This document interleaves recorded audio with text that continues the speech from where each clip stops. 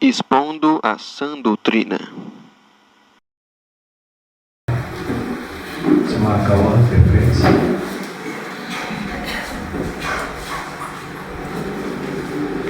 Queridos, hoje quem estará ministrando a palavra é o nosso irmão Carlos Patrick, e nós vamos orar pela exposição da palavra, para que ele possa ser boca de Deus aqui falando para a igreja esta noite. Então quero pedir aos irmãos que fechem os olhos e curvem a fronte para nós orarmos.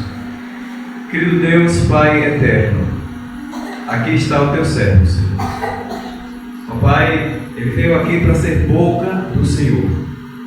Que o Espírito Santo o guie, que ele não vá além e que ele não fique aquém daquilo que o Senhor preparou para a tua igreja nessa noite. Em nome de Jesus. Amém. Amém.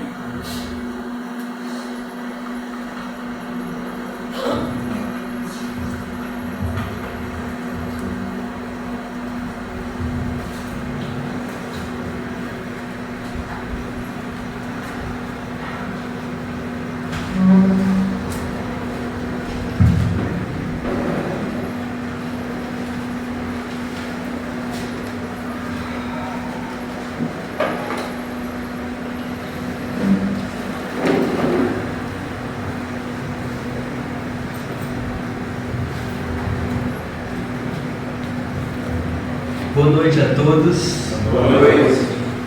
Graça e paz. Amém.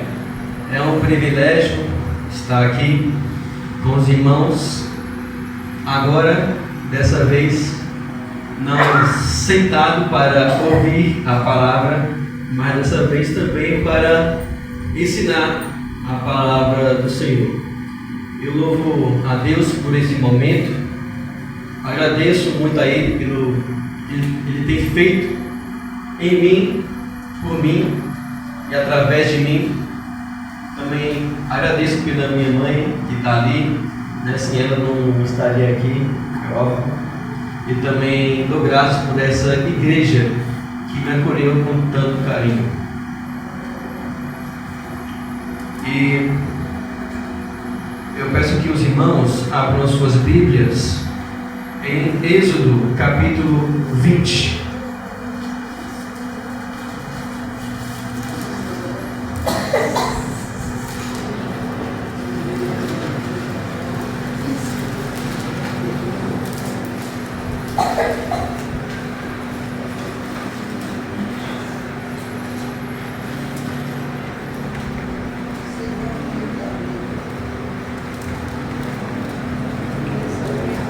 Êxodo capítulo 20,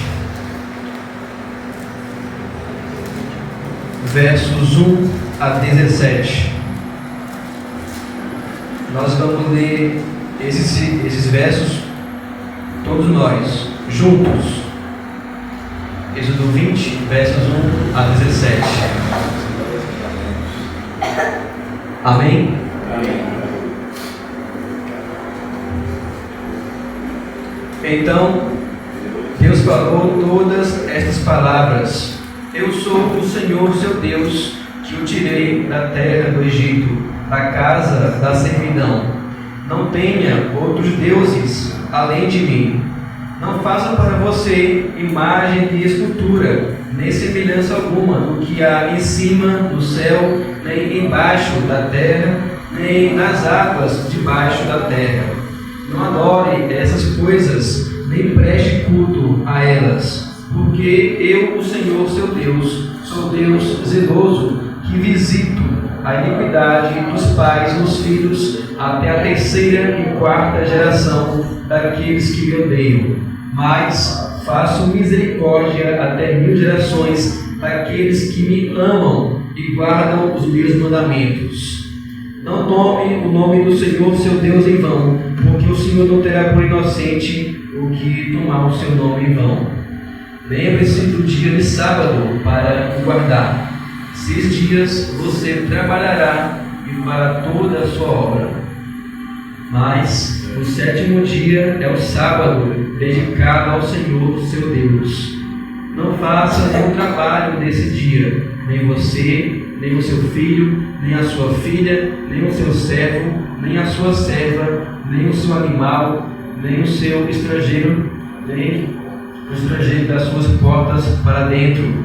Porque em 6 dias o Senhor fez os céus e a terra, o mar e tudo o que neles há, e ao 3º dia descansou.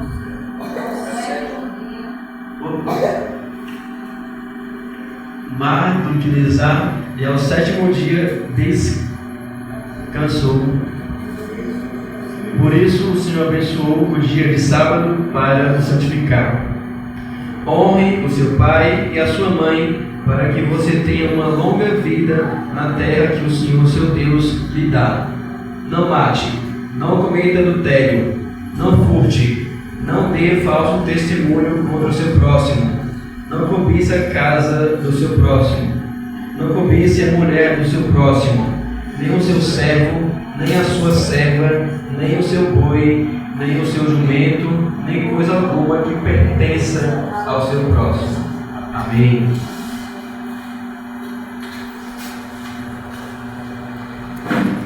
Acabei lendo um pouco rápido, mas é só para nós pegarmos o contexto.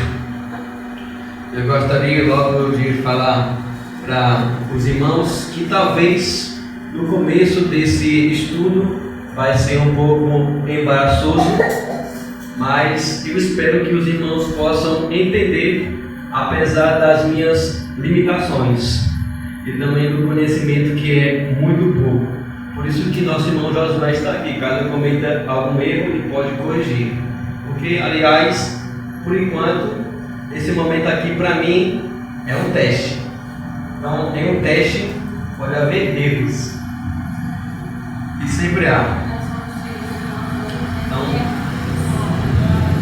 na leitura aqui dos 10 mandamentos, eu gostaria apenas de destacar o versículo 1, que eu irei ler novamente.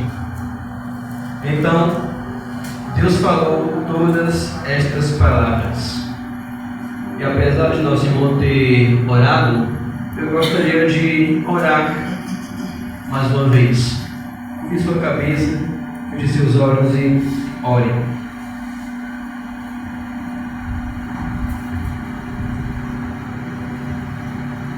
Ó Deus,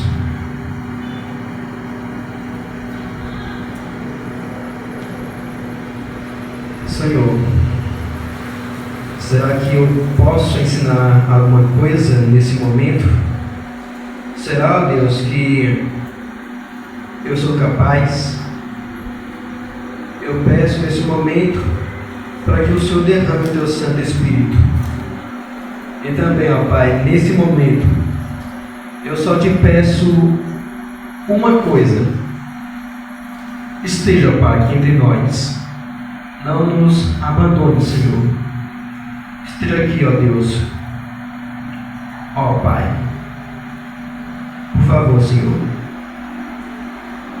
eu peço para que o teu temor e o teu tremor esteja aqui nessa casa, nesse lugar, em nossos corações. Só isso, ó Deus, que eu te peço, no nome do teu Filho Jesus. Amém. Nós iremos estudar os 10 mandamentos, ou melhor, uma introdução aos 10 mandamentos. Caso os irmãos queiram a continuação, eu estou ministrando esse mesmo estudo, que na verdade é uma série, lá no 25 também. E aqui eu estou passando o mesmo estudo, porém, dessa vez eu fiz algumas alterações.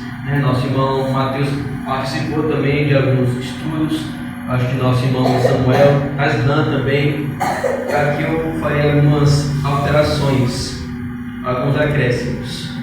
E nós iremos basicamente estudar aqui 3 tópicos.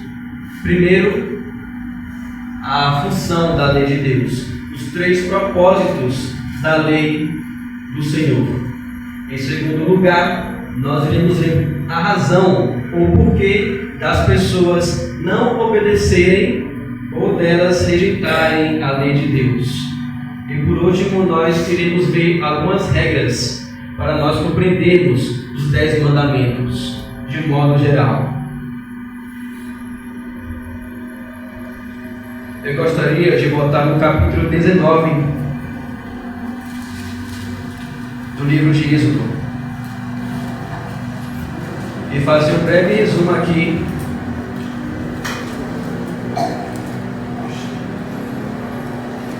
bem, nos versos 1 e 2 de Êxodo 19, nós temos a chegada do povo de Israel no Monte Sinai, porque eles haviam saído do Egito.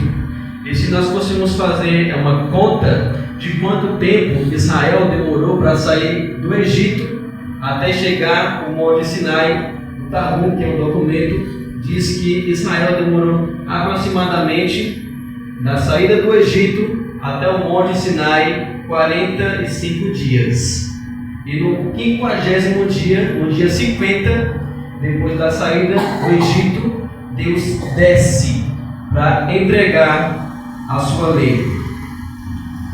E de modo bem interessante aqui, já adiantando e traçando um paralelo com o Novo Testamento, lembre-se, Israel tinha comemorado a Páscoa. Eles haviam matado um cordeiro. E nós sabemos que esse cordeiro representa Cristo. E Cristo morreu também na Páscoa.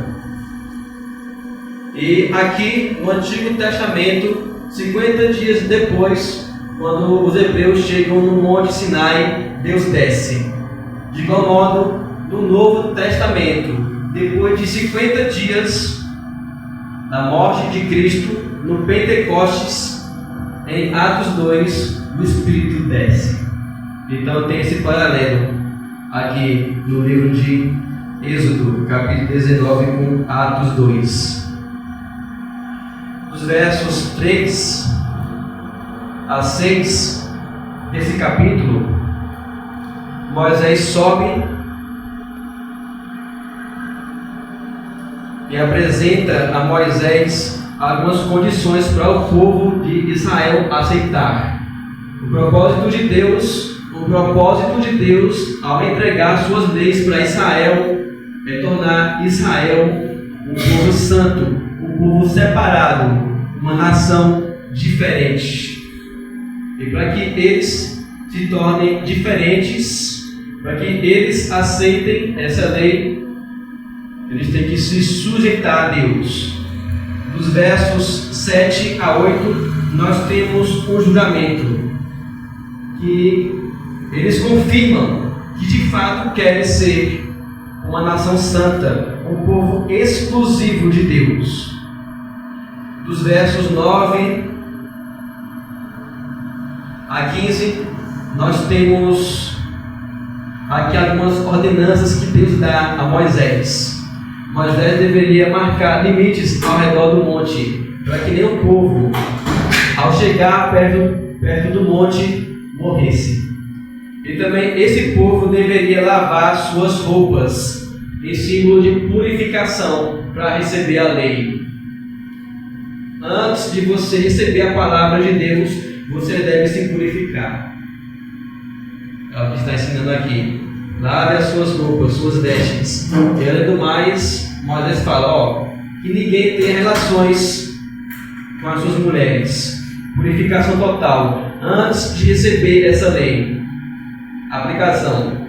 Antes de você vir ao culto, você deve se preparar. Orar, ler a Bíblia, se santificar, jejuar, ouvir louvores e assim por diante. E dos versos 16 a 25, nós temos a descida de Deus. Então Deus desce, o chão treme, e no meio do trovão e daqueles relâmpagos, Deus fala ao povo.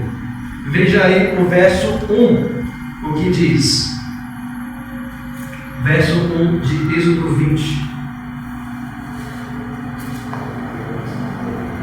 Então Deus falou todas estas palavras. Se atente bem a essa expressão. Então, Deus falou. Foi o próprio Deus que falou. Não foi Moisés que falou. Foi Deus que falou. Não foi um anjo que falou. Foi o próprio Deus. Deus falou todas estas palavras. E quando diz todas estas palavras, se refere aos versos 2 desse capítulo até o verso 17, pois são as únicas palavras que Deus falou diretamente ao povo de Israel. E quando nós vamos ver os versos seguintes, 18 em diante, o povo fica com medo e falam: não, Moisés, fala você e não Deus, porque se Deus falar, nós morreremos. Então, dali em diante, Moisés começa a instruir o povo. Deus dá a palavra a Moisés e Moisés passa para o povo de Israel e não Deus dali em diante, porque o povo teve medo. Isso aqui é para mostrar a seriedade dos mandamentos de Deus. E que nós não devemos tratar essa lei como se fosse qualquer tipo de lei. Não. Porque Deus falou. Quando o verso diz Deus falou, ele está falando da origem da lei. Não foi Moisés que fez a lei. Foi Deus. A lei se origina em Deus. Ela veio da parte de Deus e não do homem. Foi Deus que fez essa lei e não o homem. Então guarde isso. A origem da lei. Deus falou. Porque as pessoas, elas têm um entendimento errado de que ao longo dos anos, do tempo, quando o homem analisa ou analisava os seus comportamentos, eles viram que esses comportamentos, essas decisões, irão acarretar em consequências. E aí eles foram redigindo leis. A lei não é um produto humano, não vem do coração do homem. Ela se origina em Deus. E na verdade a lei, ela veio bem antes de Moisés. Tanto que nós ouvimos aquela expressão, lei de Moisés no Novo Testamento. Não é verdade? Mas a lei não é de Moisés. A lei é de Deus. A lei, ela é do tempo de Moisés. A lei foi entregue por meio de Moisés. Esse deveria ser o sentido. A origem da lei.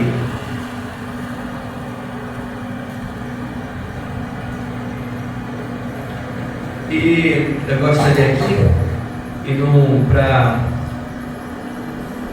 um conhecimento bem básico dos irmãos, é que essa lei, ela se divide em 3 partes.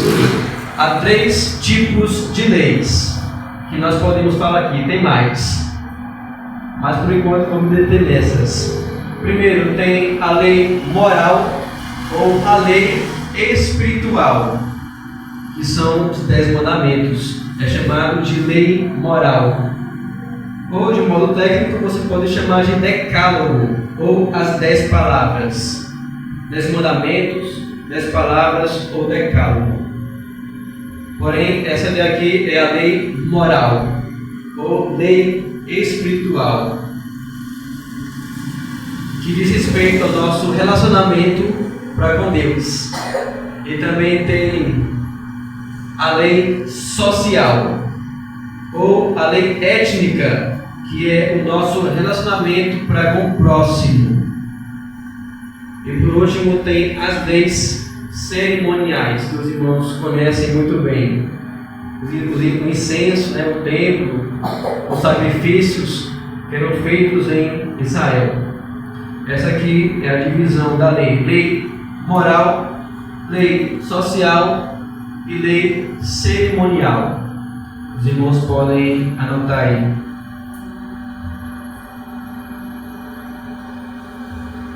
Agora nós vamos para o nosso primeiro tópico. Então, se Deus lhe deu os 10 mandamentos, a sua lei ao seu povo, qual é o propósito dessas leis? Qual é a função dessa lei? Os irmãos sabem, eu não estou falando nada novo. A lei social, ela é moral. Sim.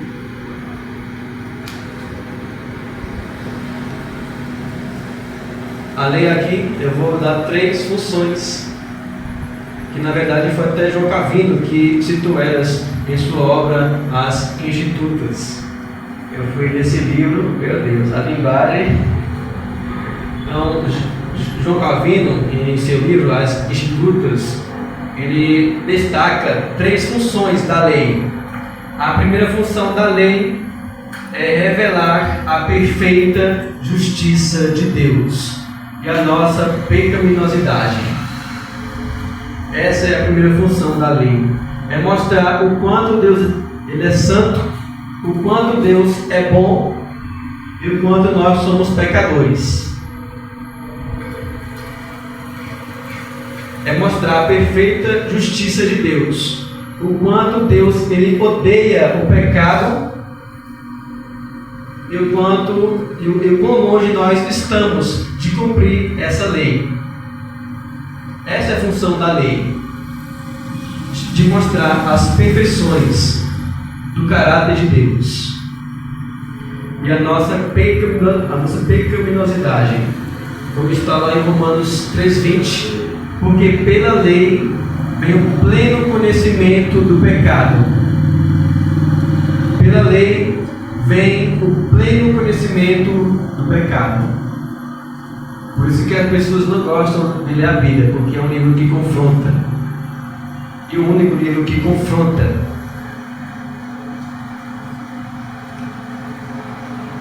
E a segunda razão pela qual Deus deu os seus mandamentos, ou a terceira função da lei, é restringir a maldade do homem.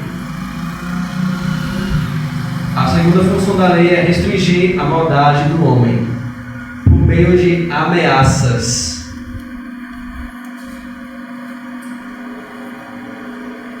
E principalmente quando ela é apoiada em um código penal. É só você prestar atenção, né? Quando, vamos supor aqui que Ídolo, Cauã fazem alguma gambiarra em casa, aí chega o pai deles e já ameaça, ó, se você fizer isso aqui de novo, eu vou pegar a sandália daqui. Só que você não treina na base. Quando o Samuel fala alguma coisa em sua casa e a mãe dele adverte, ó, se você fazer isso de novo, eu vou pegar o chicote e descer a lapada.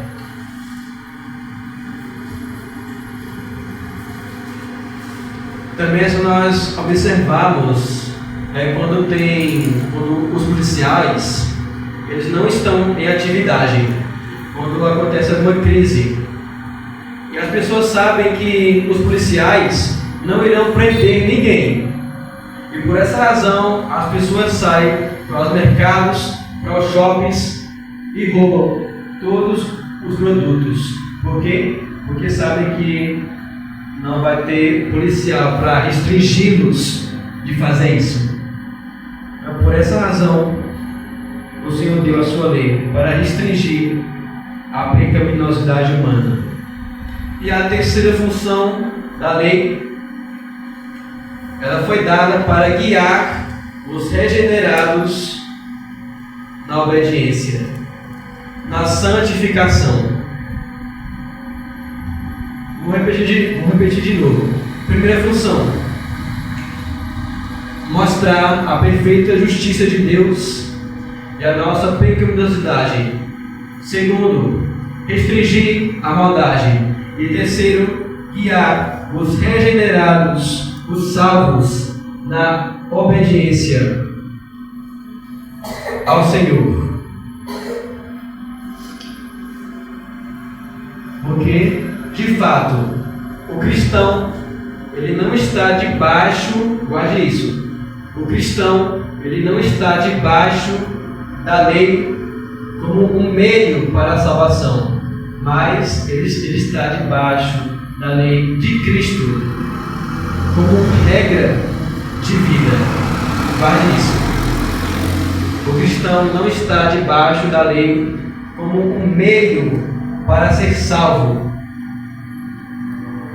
mas está debaixo da lei como regra de vida. Essas aqui são as 3 funções da lei. Amém, irmãos? Estão entendendo? Amém. Eu também fui assim, mas dá para entender.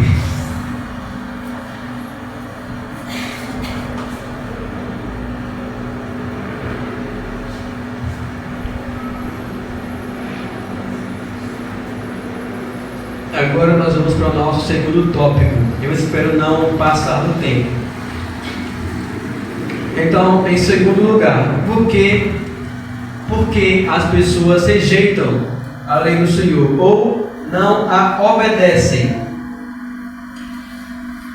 Primeira razão, por causa da pecaminosidade, por causa do pecado, por causa da nossa natureza pecaminosa.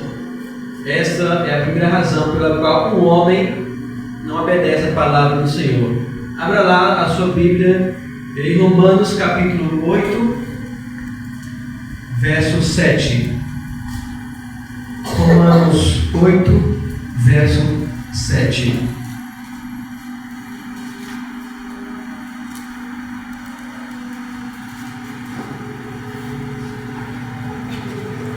Deixe marcado em Êxodo,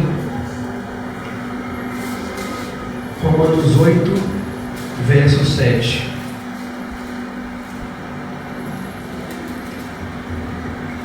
O que diz? Porque a inclinação da carne é inimizade contra Deus, pois não está sujeita à lei de Deus, nem mesmo pode estar. Observe a palavra inclinação. Na versão Mara diz pendor. E no texto original, essa palavra aqui quer dizer algo que está em seus pensamentos, em sua mente. E aqui diz que o que está na mente do homem, que é carne, é contra Deus. Todo o seu pensamento, todo o seu desígnio é contra a lei de Deus. É só você se lembrar também de Gênesis, capítulo 6. E viu o Senhor que a maldade do homem era continuamente mal, e que também era mal todo o desígnio, todo o pensamento, todo o propósito do seu coração.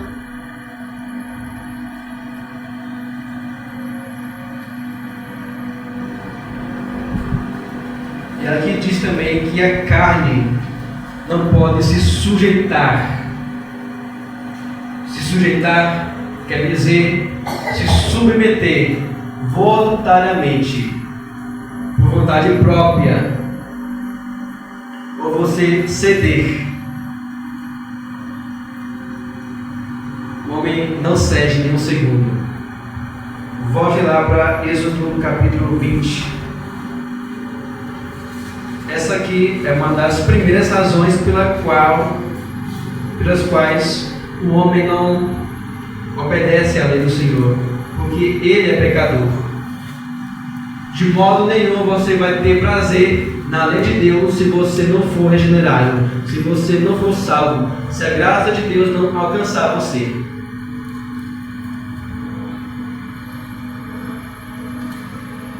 E você pode até assim se submeter a ela, só que se você não for salvo, não for nascido de novo, não vai adiantar nada obedecer esses mandamentos.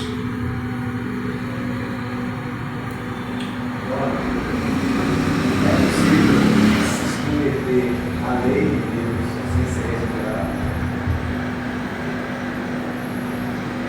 Creio que sim. Porque o que nós chamamos, né, uma coisa que é de graça comum. Não, por causa da inimizade que existe.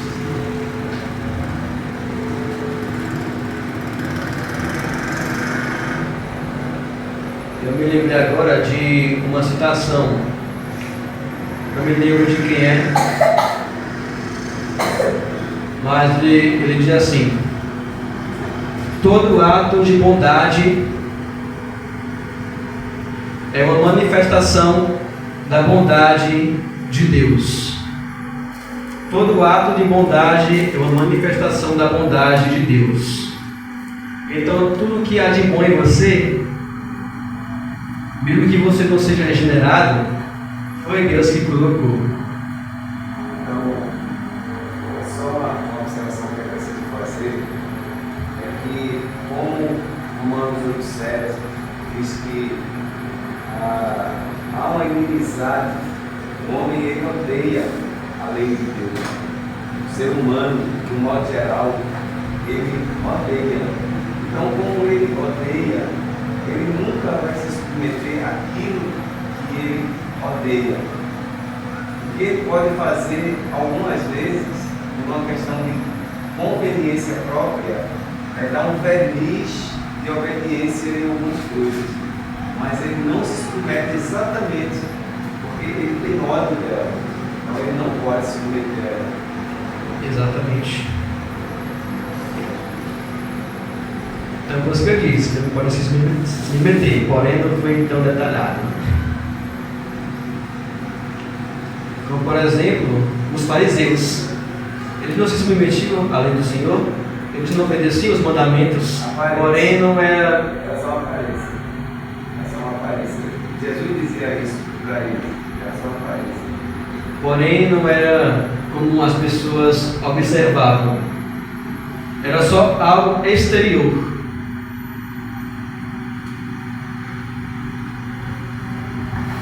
E agora aqui eu vou entrar em um ponto um pouquinho mais complexo. Tanto que eu irei ler textos aqui. Eu não gosto de ler texto, seja em apresentação ou em pregação, e fica meio mecânica a voz. Segunda razão pela qual o homem não obedece a Deus: por causa das ideologias e da cultura. Por causa das ideologias e da cultura. Ou pode colocar cultura e filosofia.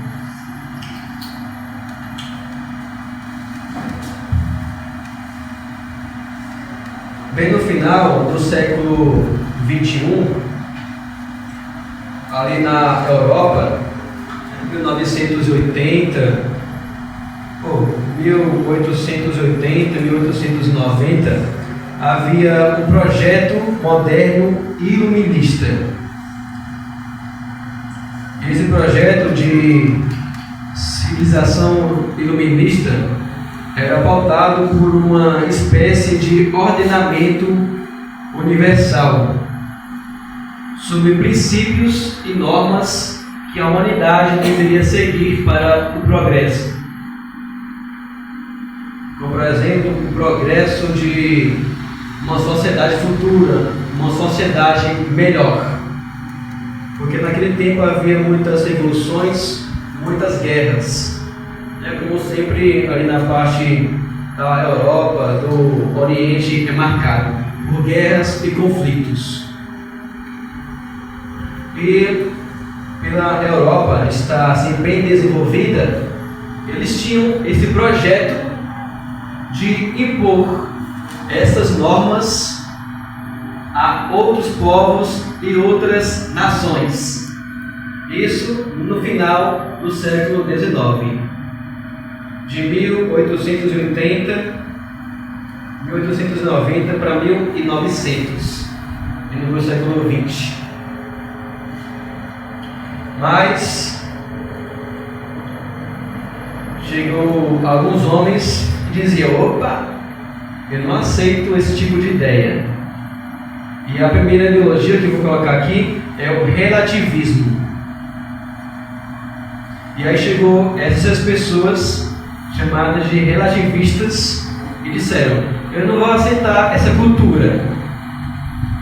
E começaram a relativizar as coisas, dizendo que não havia um padrão.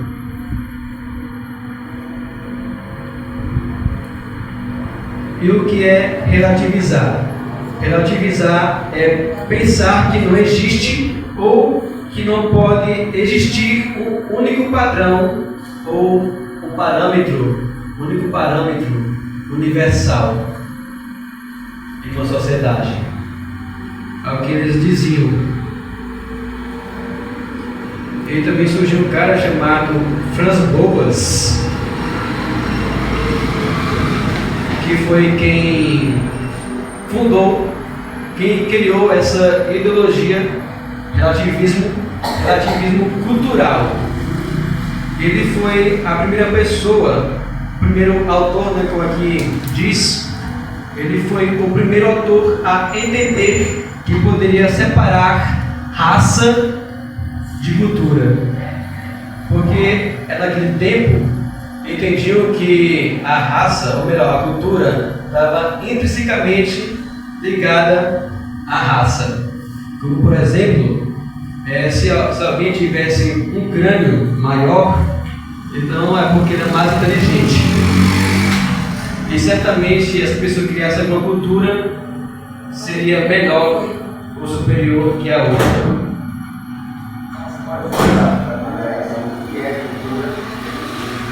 Quando você está falando de caráter cultural, você dá para ter transformação de cultura? Calma.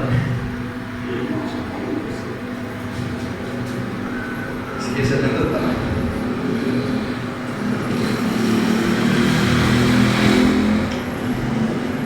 Então, os relativistas, eles não aceitavam essa ideia de aceitar outra cultura. É o que eu vou falar aqui. E Franz Boas, ele entendia que a cultura é um produto humano. Cultura é tudo aquilo que o homem produz, tudo aquilo que a pessoa faz. Franz Boas entendia que a cultura é um produto humano. Ele dizia: se é um produto humano, é variável. E se é variável, não tem um padrão definido. Essa aqui eram as primeiras reflexões dele. Porque a Europa, como eu disse, ela estava querendo impor a sua cultura nas outras nações. Isso é chamado de etnocentrismo. Como se uma cultura fosse superior à outra. Como se uma cultura fosse melhor que a outra.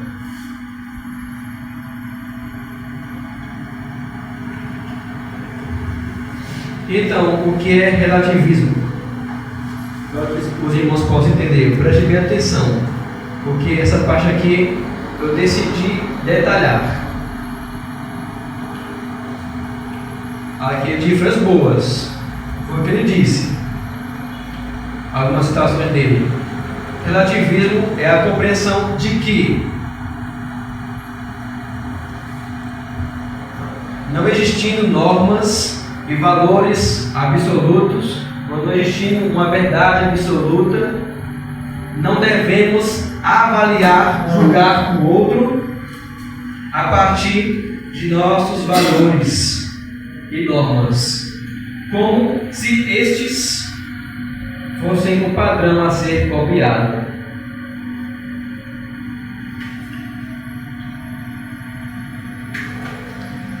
Então, Franz Boas entendia que não havia um padrão absoluto. E por não existir um padrão absoluto, nós não deveríamos julgar o outro, porque o outro tem um comportamento diferente do nosso. E também que esse padrão que nós temos não deveria ser copiado.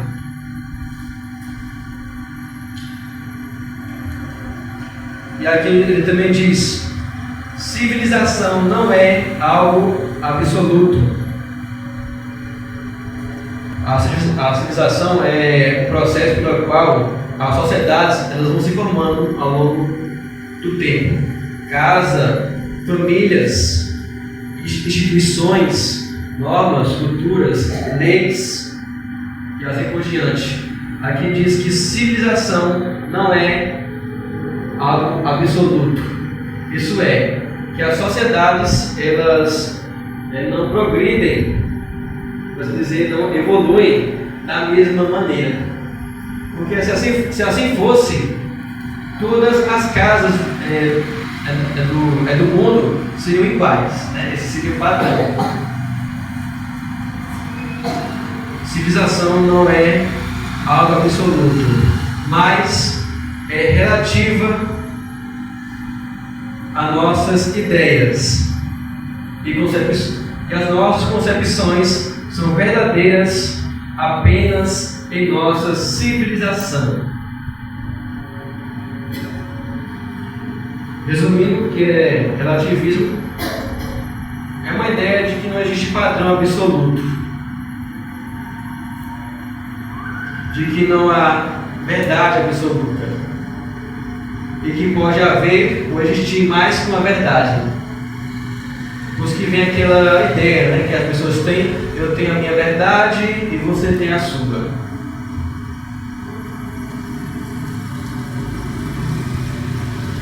E aqui também tem mais alguma coisa que eu notei, que quando alguma sociedade ela começa a construir as suas normas e valores, eles entendem que aquilo é algo correto, que está fazendo algo bom.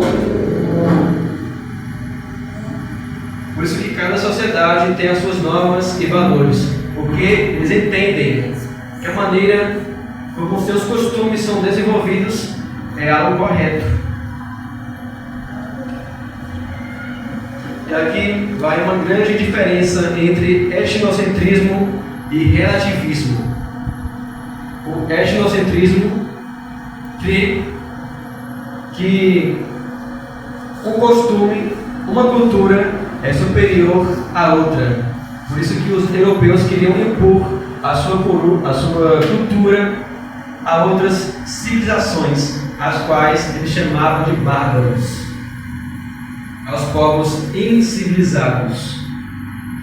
E o relativismo, conforme entendido pelos autores dessa ideologia, eles dizem que é uma tentativa de ser mais sensível e de se colocar na cultura do outro, porque o etnocentrismo ele vê o que é bom a partir do meu olhar.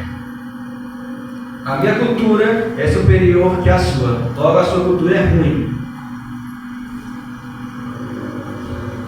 Já o relativismo não. O relativismo ele não julga as culturas, porque não tem um padrão a ser seguido. Então, tanto fez, tanto faz, e cada um segue a sua verdade. Por isso que eles dizem que é uma maneira de ser mais sensível à cultura do outro.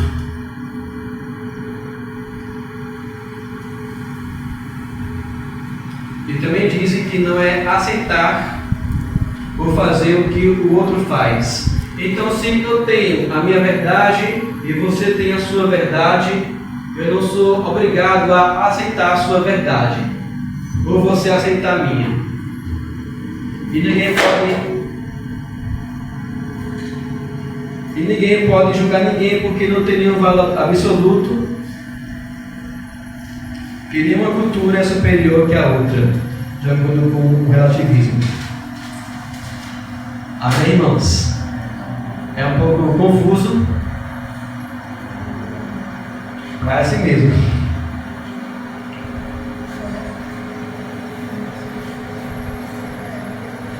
E aí vem algumas polêmicas.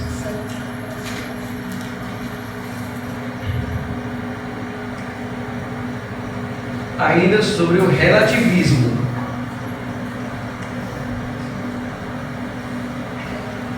Uma das polêmicas, ou um dos assuntos, né, que vai em alta, é o aborto contemporâneo. Os Os irmãos sabem o que é aborto. É assassinato de crianças no ventre.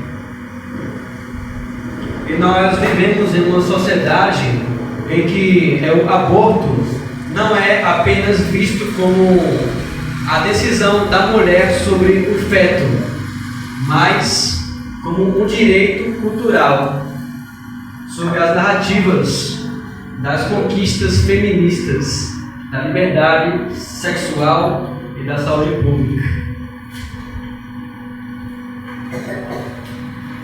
Porque as pessoas entendem que as mulheres, elas conquistaram isso, a decisão de abortar ou não.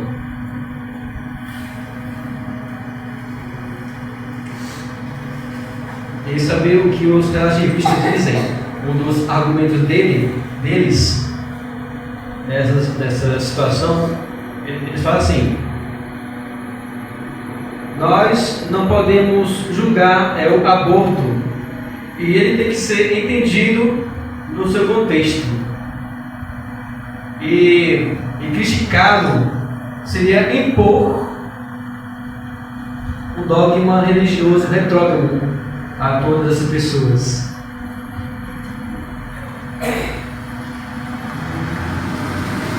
Porque o relativismo, ele entende que você não pode julgar o outro e que os fatos, se eu posso dizer assim, os costumes devem ser entendidos no seu contexto.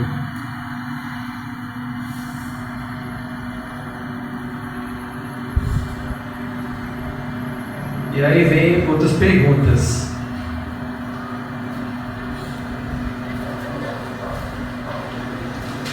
Bem, mas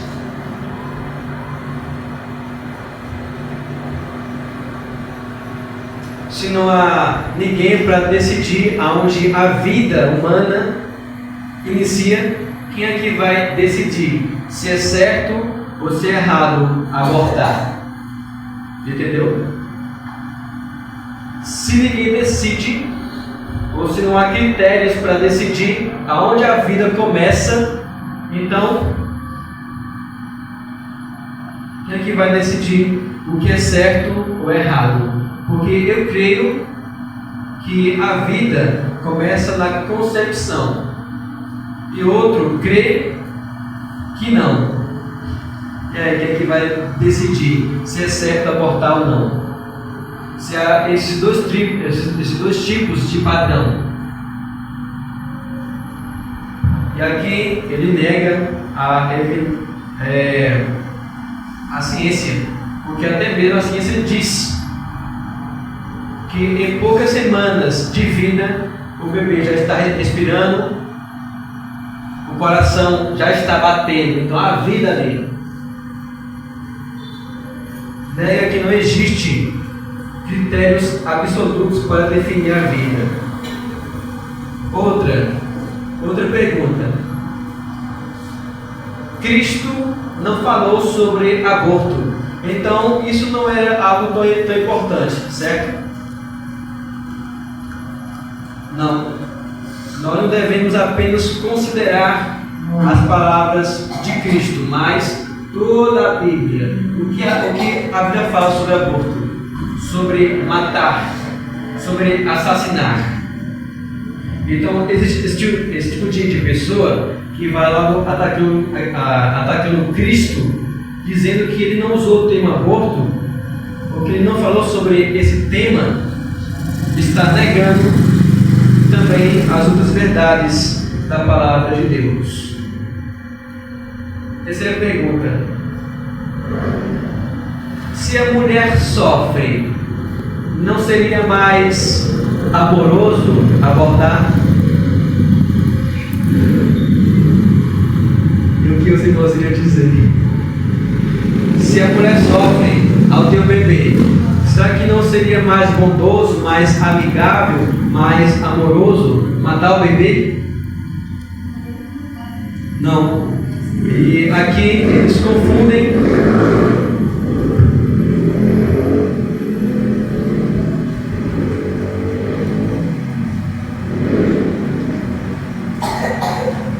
bondade com as consequências do pecado. Uma coisa é você ser bom, outra coisa é as consequências do pecado. Se a mulher sofre ao teu parto, é por causa do pecado, que está lá em Gênesis 3:16, onde Deus vai punir a mulher. E além do mais, aqui vem a quarta pergunta. Mas isso que você está dizendo não é apenas algo exclusivamente religioso? E por que você quer impor essa sua ideia a outras pessoas? Outra pergunta. E essa pergunta dizendo que abortar bebês é só algo religioso, é só algo que a igreja prega, é só dogmas religiosos ou crenças de um livro sagrado, está errado. Isso é o padrão universal. Como o próprio Jesus disse: faça bem ao próximo se você quiser também que ele faça bem a você. E também vem o contrário, né? Não faça o mal ao seu próximo se você também não quiser receber esse mal. Essa é uma ideia universal e não apenas religiosa. E por último, nós devemos fazer uma análise que nós não devemos deixar com que a cultura imponha os seus valores. Por quê? Porque quando nós deixamos a cultura impor os seus valores, a vida se transforma, o valor da vida se transforma em algo negociável.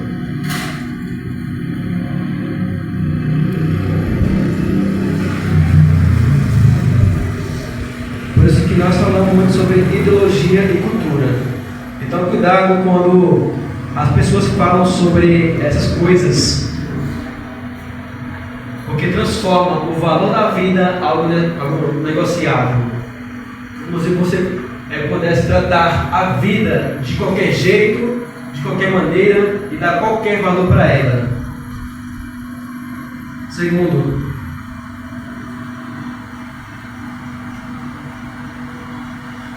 e quando as pessoas elas querem definir quando a vida humana começa, geralmente é baseado em conveniências e economia. Por exemplo, se você adoecer nos Estados Unidos, no meio da rua, e você estiver lá caído no chão, se você tiver algum acidente ali, e se você não tiver nenhum dinheiro, ninguém vai lhe levar para o hospital.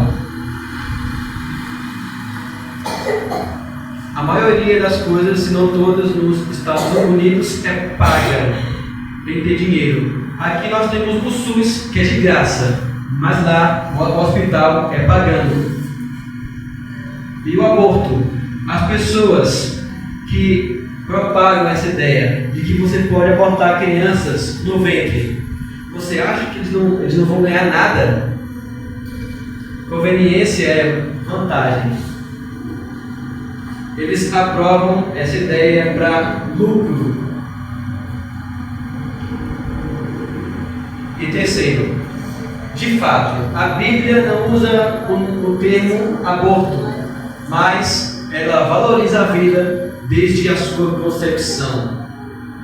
Os teus olhos viram a minha substância ainda informe. Salmo 139:16. Então, de fato, a Bíblia também diz que a vida da concepção, ainda quando a criança está no ventre.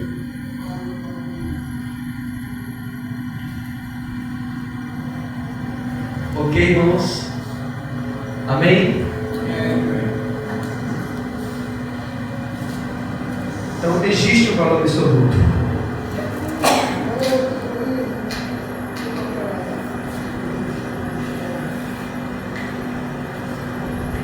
E aqui eu poderia citar também outras ideologias, das quais nós, em um momento ou outro, poderíamos ser confrontados. Como, por exemplo, tem a ideologia, né, que nosso irmão José costuma dizer aqui nos cultos, é o hedonismo, que é a ideia de que você foi feito para o prazer. Isso vem do epicurismo, que é um filósofo, Epicuro. Epicuro, ele entendia que o homem ele vivia com um propósito só, para o prazer. Essa ideia está errada, porque nós entendemos que o homem ele foi feito para a glória de Deus e não para o prazer, mesmo que ele seja lícito, mas sobretudo para a glória de Deus.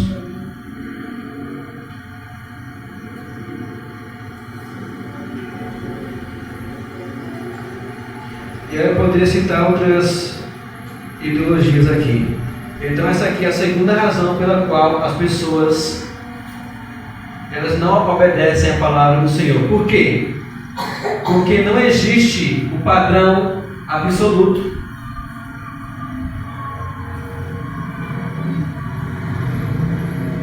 E se nós observarmos o relativismo, ele puxa muito para o pluralismo religioso.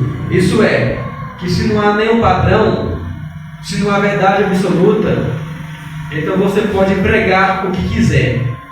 Então todas as religiões são válidas, porque não existe um padrão absoluto. Mas não. Por isso que nós dizemos sola Escritura, somente a palavra, somente a Escritura, e ela é a verdade absoluta. E essa verdade se chama Jesus Cristo. Terceira razão pela qual o homem não obedece ou rejeita a palavra do Senhor, por falta de conhecimento. Por falta de conhecimento. Vou passar bem rápido aqui nessa. Oséias 4:6. O meu povo perece por falta de conhecimento. E Oséias 6:3 diz: conheçamos e prossigamos em conhecer ao Senhor. Então muitas pessoas, até mesmo religiosos, aqueles que se dizem cristãos, não obedecem à lei do Senhor porque não a conhecem.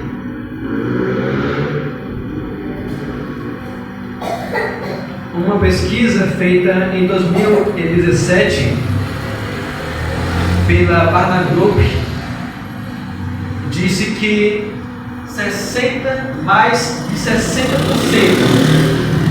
dos cristãos eles não sabiam argumentar sobre o ser de Deus, sobre quem era Deus, e também não sabiam dizer porque Jesus morreu.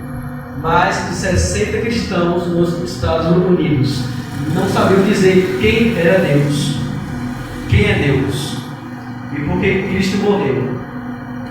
É o analfabetismo bíblico. Como disse Hernandes, você pede para abrir a Bíblia. Abra lá no livro de Hebreus. A pessoa vai de Gênesis até Apocalipse para procurar o livro de Hebreus, de livro por livro. Então aqui vem a aplicação. Leia mais a Bíblia e estude-a. E a quarta razão pela qual as pessoas não obedecem ou rejeitam a lei do Senhor é um conceito errado de liberdade. Eu não quero prender, eu não quero ficar preso a uma religião ou a uma lei. Eu não quero ficar debaixo da lei de crente. Mas os vizinhos, eles pensam, esse tipo de pessoa pensa que se obedecer a Deus é uma prisão. Mas não, é totalmente ao contrário. Porque a verdadeira liberdade está em ser escravo de Cristo. A verdadeira liberdade é você ser livre do pecado. Então aqui nós acabamos o segundo tópico e nós vamos para o último tópico.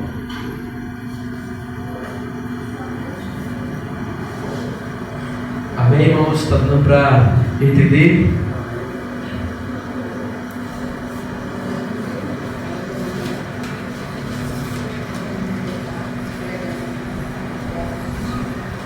Então, o último tópico será mais teológico, será mais simples.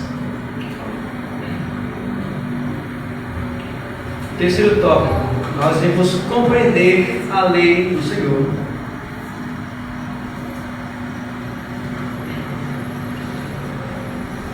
E algumas dessas regras, para você compreender um pouquinho dos 10 mandamentos, para que você possa estudá-los melhor, está no breve catecismo de Westminster, que eu trouxe aqui para os irmãos.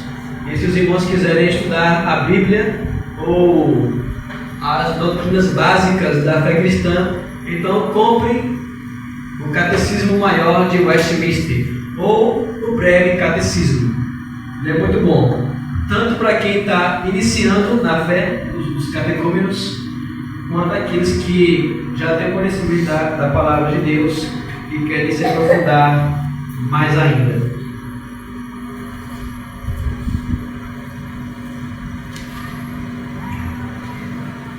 Então, para que você possa compreender os 10 mandamentos, o Catecismo Maior dá 8 regras. Porém, eu só vou aqui eu vou só falar de 4 regras, se der tempo. Se não der, os irmãos podem fazer o sinal de fumaça aí para eu acabar aqui. Então, primeira regra, para que você possa compreender a lei do Senhor. Então aqui o verso diz: todas estas palavras é o conteúdo da lei. Para que você possa compreendê-la, em primeiro lugar, você tem que entender que a lei do Senhor é perfeita e que ela obriga todas as pessoas a obedecerem perfeitamente para todo sempre, de modo que ela proíbe o mínimo grau de pecado. A lei é perfeita e obriga a todos à plena conformidade do homem inteiro, a inteira obediência dela para sempre, de modo que ela requer sua perfeita obediência em todos os deveres e proíbe o mínimo grau de pecado. Então entenda que a lei do Senhor é perfeita. Então, o que quer dizer que a palavra de Deus é perfeita?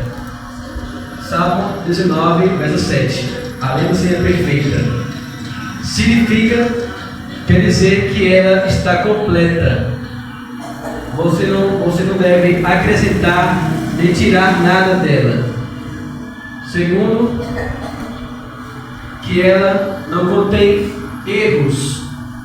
A palavra de Deus não contém erros, nenhuma mancha.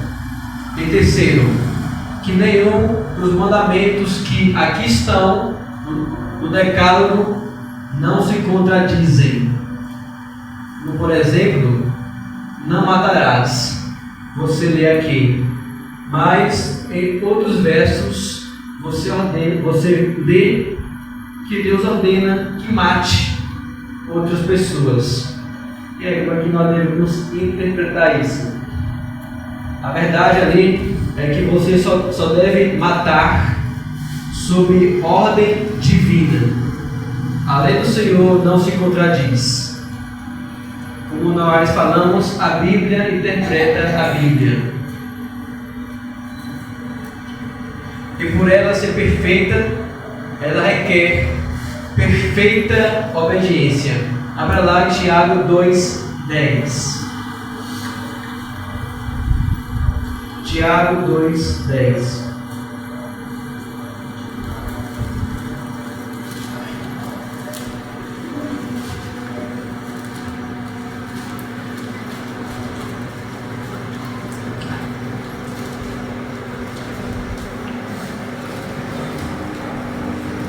Nosso irmão Ítalo, pode ler esse verso?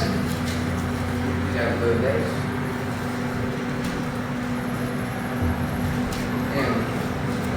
Pois quem guarda toda a lei, mas tropeça em um só ponto, se torna culpado de todos.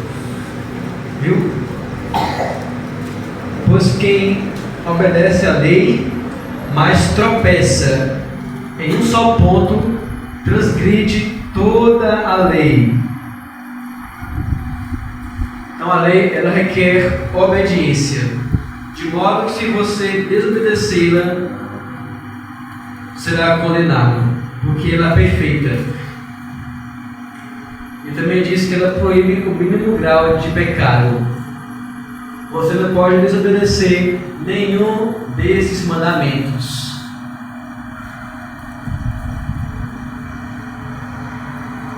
E por último, por ela ser perfeita, por ela requerer uma perfeita obediência, por quanto tempo o homem deve obedecer essa lei? Para sempre ele deve obedecer os mandamentos do Senhor. Deuteronômio 29, verso 29 diz que as coisas encobertas pertencem ao Senhor nosso Deus, mas as reveladas pertencem a nós e aos nossos filhos. Quando o verso fala sobre filhos, está falando sobre descendência e a continuidade. A lei do Senhor deve ser obedecida para sempre, de geração em geração. Essa é a primeira regra que você deve guardar. Segunda regra, nós devemos entender que a lei é espiritual e se estende tanto ao entendimento, à vontade, aos afetos e a todas as potências da alma, tanto as palavras como as boas obras e ao procedimento. A lei de Deus é espiritual, ela se estende ao entendimento, ao intelecto. Isso é, se você acreditar, se você crer em alguma mentira, mesmo que por ignorância, você estará pecando contra a lei de Deus. A lei de Deus, ela se estende às vontades, isso é, às decisões, de modo que se você tomar uma decisão contrária a essa palavra, também você está desobedecendo ela. E ela se estende aos afetos. Todas as suas emoções devem estar em conformidade com essa lei. E também o catecismo, ele cita as potências da alma. Que Johannes Guernado nos fala que é tudo aquilo que o homem pode produzir, como a cultura, que também deve ser conforme a palavra de Deus. E ela se estende às palavras, às ações e ao procedimento. Não é em vão que a Bíblia diz: amarás o Senhor teu Deus de todo o teu coração, de toda a tua alma, de toda a tua força, de todo o teu entendimento. Amarás, entende-se que é o desejo.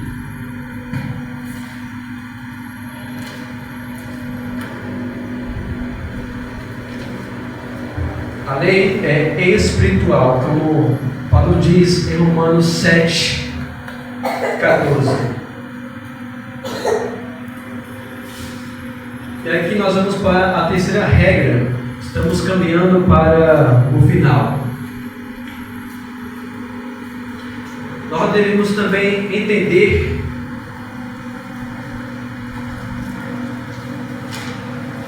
que uma e mesma coisa em respeito de diversos é exigida ou proibida em diversos mandamentos. Isso é, aqui está dizendo que existe mandamentos diferentes com proibições e deveres iguais. Isso é, que um mandamento e outro pode ter a mesma ordenança, ou um mandamento e outro pode ter a mesma proibição. Como Paulo diz na Colossenses 3:5, ele diz que a avareza, que é o amor ao dinheiro, é idolatria. E ela também é proibida no Decálogo. Isso é, você irá quebrar o primeiro mandamento e o 10º mandamento. Eu entendo assim: se você cobiçar o dinheiro ou as coisas que ele lhe promove, você está quebrando o mandamento do Senhor. O 10º. E se ele ocupa o primeiro lugar em seus pensamentos, você estará quebrando o primeiro mandamento. 12 mandamentos de uma só vez. Mandamentos diferentes com a mesma ordenança. Não ame o dinheiro. Não faça do dinheiro um ídolo. Não cobice o dinheiro.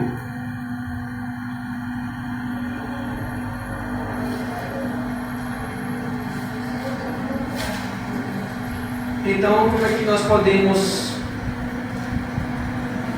assim quebrar mais de um mandamento? Por isso que Tiago diz: se você quebrar um mandamento, você é culpado por todos, você é condenado por todos. Por quê? Porque os mandamentos, eles se interligam entre si. Eles não se contradizem, pelo contrário, um complementa o outro, um está interligado com o outro. Então, como é que você pode quebrar 2 mandamentos de uma só vez? Por exemplo, você é chamado para um julgamento, e nesse julgamento você mente, e nessa mentira que você contou leva à morte de um inocente. Você quebra 2 mandamentos, a saber, o 6º, não matarás, e o 8º, não dirás falso testemunho, não minta.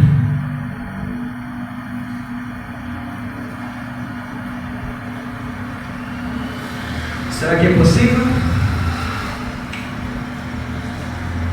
Um mandamento. Será que é possível mais de um mandamento ter a mesma proibição? Sim. O 6º mandamento e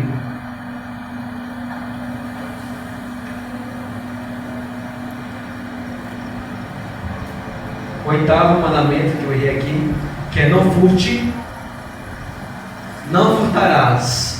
Não tire um objeto do seu próximo. Ele ordena que você trabalhe. E de igual modo, o 4º mandamento exige que você trabalhe. 2 mandamentos exigindo a mesma coisa, o trabalho.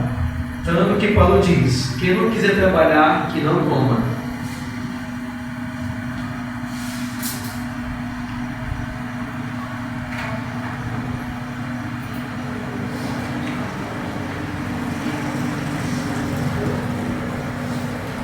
E aqui eu poderia estender um pouco mais. Então, para concluir, nós vamos para a última e 4ª regra.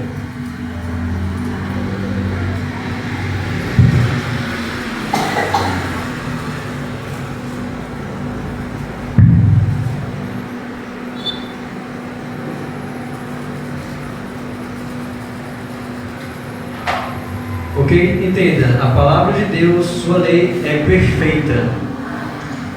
Segunda, que ela é espiritual. E terceira, que mandamentos diferentes, vários mandamentos, podem proibir ou exigir a mesma coisa. E aqui nós temos a quarta regra, que diz que onde o dever é prescrito, o pecado contrário é proibido.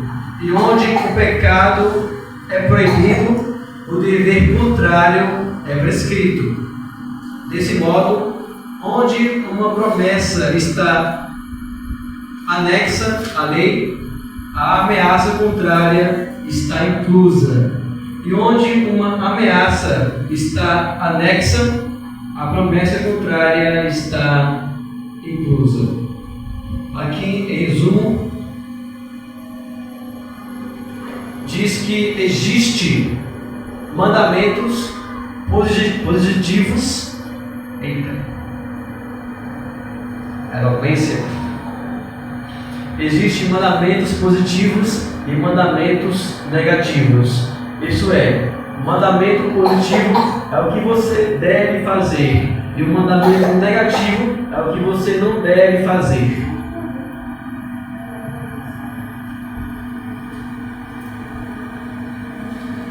E aqui tem algumas proibições no próprio Decálogo.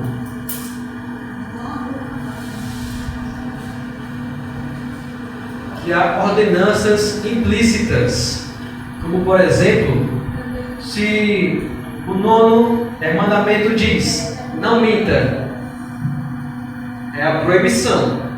Se o 9º mandamento diz, não minta, então o que você deve fazer com respeito a esse mandamento? Falar a verdade. É o contrário de mentir. Se o mandamento diz, não mate, não assassine, que é uma proibição, que o mandamento é negativo, o que você deve fazer? Preservar a vida. Se o mandamento diz, não tome o nome do Senhor seu Deus em vão, o que você deve fazer? Qual é a exigência? Honre o nome do Senhor. Se o mandamento diz, a proibição, não tenha outros deuses além de mim, então o que você deve fazer? Ter apenas um Deus único e verdadeiro. Compreendeu? Aonde há um mandamento, uma proibição, um dever implícito, também está ali. E aqui em Êxodo 20, nós não apenas temos os mandamentos positivos ou negativos, mas também temos promessas e ameaças. Veja lá em Êxodo 20. Êxodo 20, verso 5, que diz: não adorem essas coisas, nem preste culto a elas. E aí vem a ameaça.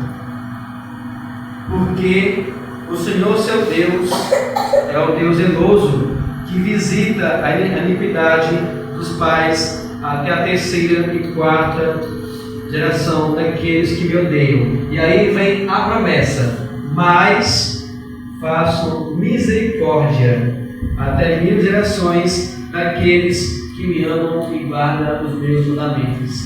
Então você percebe que no 2º mandamento tem a ameaça e ao mesmo tempo tem a promessa. E aqui no 5º mandamento, observe aí, nós temos uma promessa anexa, ou seja, junta com esse mandamento: honre o seu pai e a sua mãe. A promessa para que você tenha uma vida longa na terra que o Senhor seu Deus lhe dá.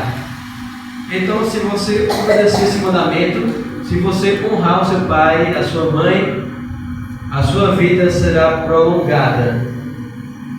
Mas e se você fizer o contrário? Qual será a ameaça?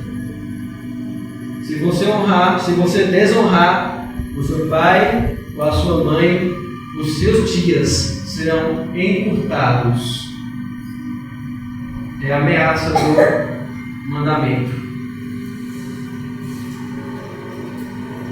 Então, meus irmãos, eu não queria me prolongar muito, nem abrir, tem muitos textos por conta do tempo.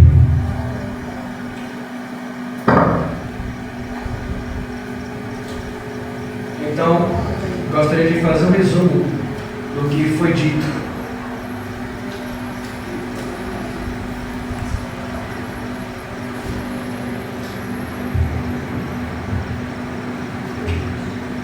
E aí, será que eu faço perguntas? Nós vimos sobre quais são as 3 funções da lei. Então, qual é a primeira função da lei? Os irmãos se lembram? A primeira função da lei? Ninguém? Os irmãos podem... Qual? Não honrar outros deuses além de Deus. Não, é a primeira função da lei. O propósito que nós vamos aqui.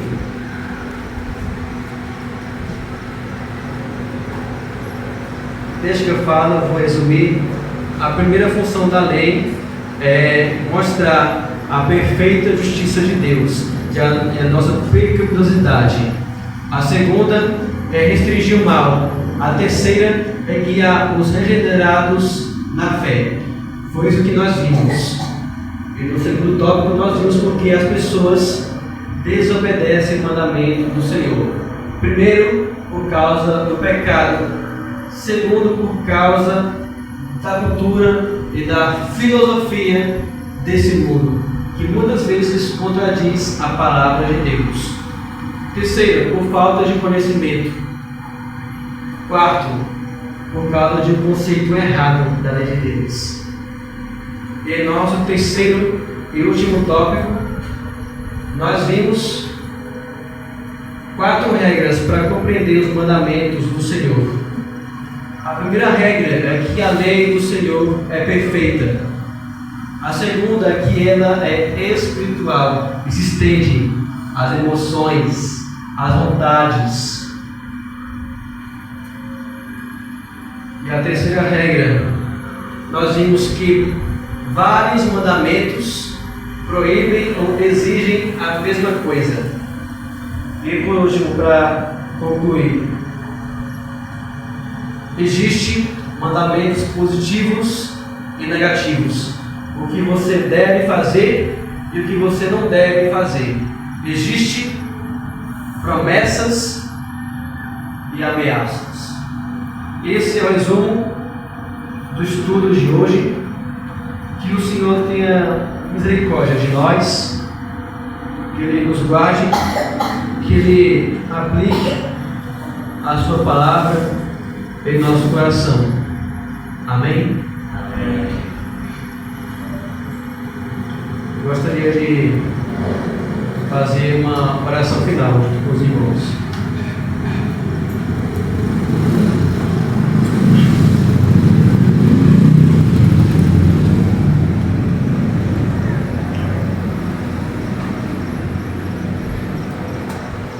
Senhor Deus,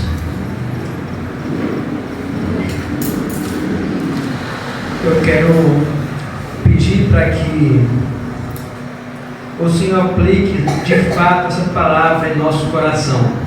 Apesar, Senhor, de mim, apesar da minha eloquência, apesar do meu conhecimento, que é pouco, apesar dos meus defeitos, apesar, Deus, dos irmãos também, que o Senhor possa aplicar, Deus, essa palavra em seus corações, que nós possamos nos aprofundar mais no conhecimento de Tua lei, que ao estudá-la nós possamos dizer, como salmista, Quanto amo a tua lei, é a minha meditação todo dia.